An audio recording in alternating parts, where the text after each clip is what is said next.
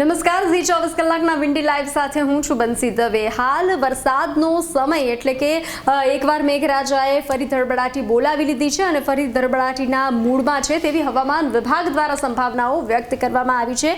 તેને લઈ અને વિન્ડીના માધ્યમથી આજે બપોરે 4 વાગ્યાનો સમય તો 4 વાગ્યે પણ મેઘરાજા સુરતમાં ધડબડાટી બોલાવતા જોવા મળી રહ્યા છે અને આ જે પટ્ટો જે છે દરિયાઈ પટ્ટો ત્યાં શાંતિ હોય તેવું લાગી રહ્યું છે, કારણ કે મહારાષ્ટ્રમાં વરસાદ જોવા મળી રહ્યો છે। જોઈ રહ્યા છો નાસિક છે, પાલઘર છે, ત્યાં વરસાદ જોવા મળી રહ્યો છે અને તેના કારણે આ સિસ્ટમ જે છે તે સુરત પર હાવી જોવા મળી રહી છે અને વરસાદ સુરત પર સારો એવો રહી શકે છે।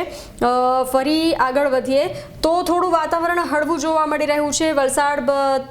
વલસાડ સુરતમાં છૂટો છવાયો વરસાદ રહેશે, પરંતુ જે આ સિસ્ટમ હતી તે નીચે આવી ગઈ છે મહારાષ્ટ્ર તરફ, તો તેને લઈ અને હાલ સુરત અને વલસાડમાં વરસાદમાં રાહત જોવા મળી શકે છે આજના દિવસે સાંજે 6 વાગ્યે।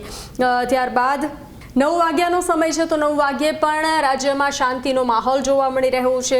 વરસાદ જોવા નથી મળી રહ્યો, તો મેઘરાજાએ ખમૈયા કર્યા હોય તેવું લાગી રહ્યું છે અને ત્યારબાદ રાત્રે 11 વાગ્યાનો સમય તો ત્યારે પણ શાંતિ જોવા મળી રહી છે અને વરસાદ ક્યાંય પણ જોવા નથી મળી રહ્યો। વાતાવરણ સાફ જોવા મળી રહ્યું છે। મોડી રાત્રે કેવું રહેશે જોઈ લઈએ તો 12 થી 1ના સમયમાં પણ વાતાવરણ રાજ્યમાં સાફ જોવા મળી રહ્યું છે।